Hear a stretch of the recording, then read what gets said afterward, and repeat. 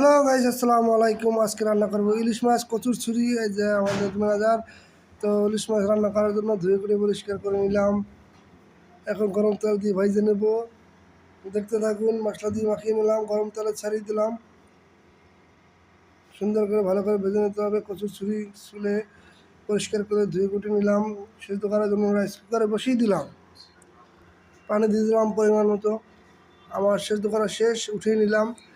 মশলা দিয়ে দিলাম, পেঁয়াজ বাটা, রসুন বাটা দিয়ে দিলাম, লবণ দিয়ে দিলাম, মরিচের গুঁড়ো দিতে আসছি, হলুদের গুঁড়ো দিতে আসছি, দিয়ে ভালো করে লাইরে নিতে আসছি, ভালো করে কষাই নিতে আসছি।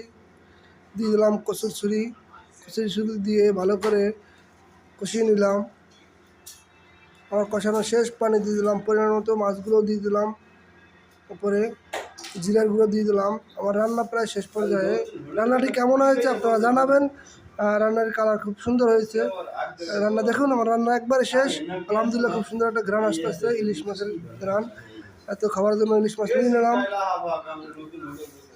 নিলাম ঝোল। বিসমিল্লাহ, অনেক মজা হয়েছে। আল্লাহ হাফেজ।